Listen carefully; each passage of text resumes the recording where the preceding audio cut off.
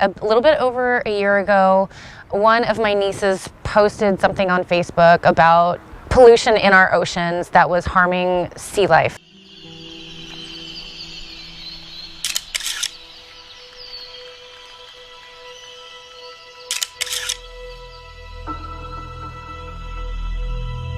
I did some research, and that research led me to a couple of the many leaders of the zero waste movement.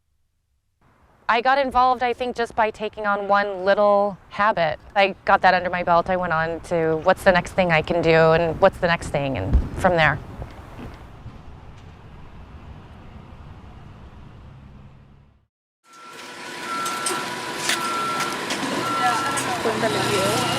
I'll hold it. Oh, okay.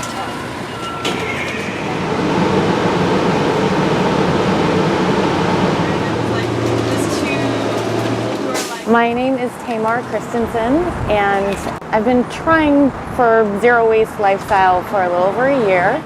So the term is actually a goal. As you go about your daily life, you make the choice that has the least amount of environmental impact, and especially the least amount of waste. My husband and I were thinking about giving up our car, and we decided to try not using it for a month. Somehow telling ourselves that we couldn't use the car was like a gift. I didn't see that coming.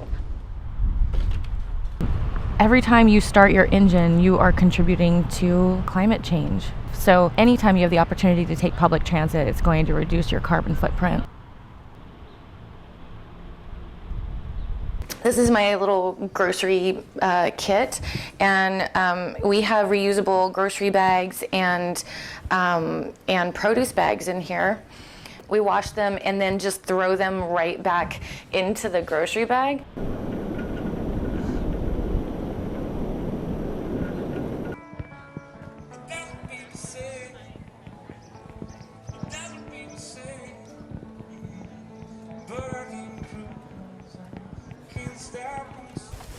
I'm gonna buy cherry tomatoes, but I'm gonna have them put in my little cloth bag instead of take the plastic basket.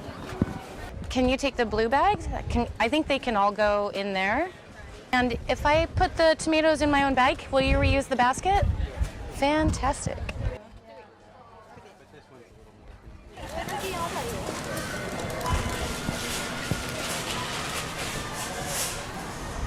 This is my local Sprouts. I can walk here from my house, so I come frequently.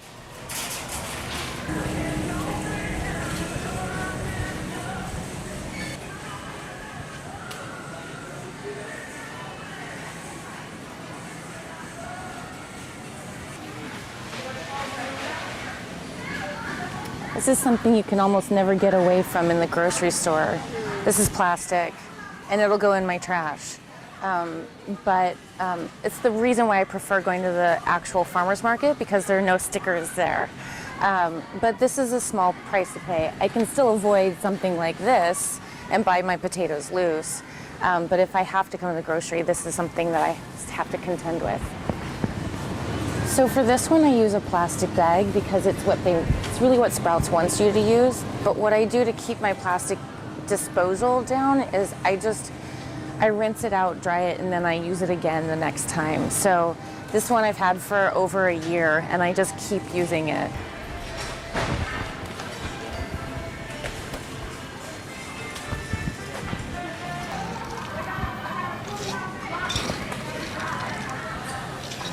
There's a little tear weight on the bag here, and they'll reduce that weight from the bag so that I don't get charged for the weight of the bag. I only get charged for the weight of the contents of the bag. The more you shop zero waste, the more normal that this becomes. You know, it can really change things.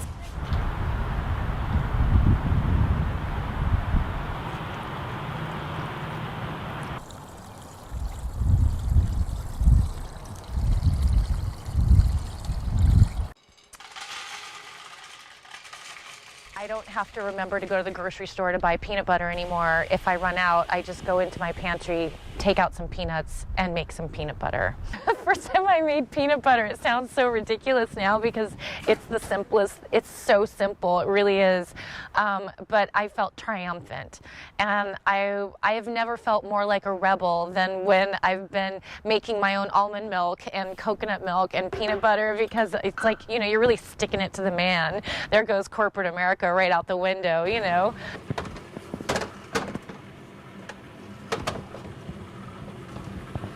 I batch cook once a week and store everything in the refrigerator to make sure that I have no food waste at all. And what I do waste, like trimmings and such, I compost. Good. My husband and I make our own corn tortillas. I just learned how to do this like maybe 5 months ago. Like a Taco Tuesday around. I make homemade bread frequently, about once a week. Those moments feel wonderful, but I have failed in epic ways. Boy, I kept trying on a batch of soap for 3 months. I mean, I just had this big bowl of what was supposed to be soap. This is called volcanoing. I've read about this. This is a thing that happens. If I let that stop me, then that failure wouldn't really affect any change. And this is, for me, about bigger changes made up of small changes. When I first tried to zero waste my bathroom, I went through all of my supplies in the bathroom and got rid of or donated to people who would use this stuff. This is all plastic. This is all metal. So from a zero waste standpoint, I can recycle this when I'm done using it. To reduce your waste, generally you want to try to buy toilet paper that doesn't come wrapped in plastic.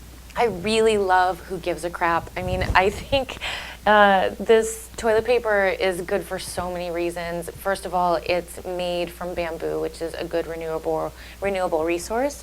Second, it comes wrapped in paper. There's no plastic packaging at all.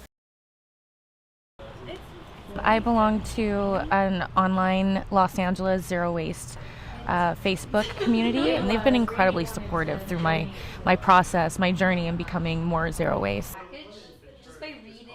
Well, I'm Ryan, and I've been going zero waste for about a little over a year now. My name is Jamie Kate. I'm 26 years old. I've been living zero waste for a year and a half. My name is Sierra Chewy. I probably started calling myself zero waste 3 years ago, but I've been doing it since college. Say zero waste is a benefit for college students because it is much cheaper to live zero waste, and it teaches you to live more simply. I'm Roxana Mostafavi, and I've been on the path to being zero waste for the past year. It's really important for people to know who are starting out that you're not going to be zero waste right away. Being sustainable, it's for the planet, definitely, but it's also for the benefit of people.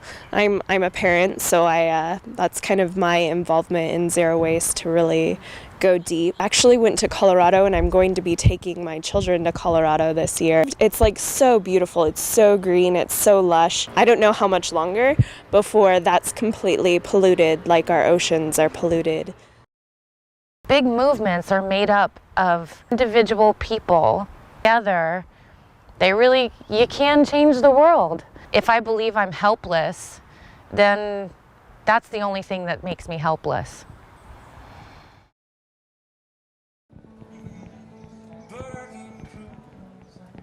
Can't stop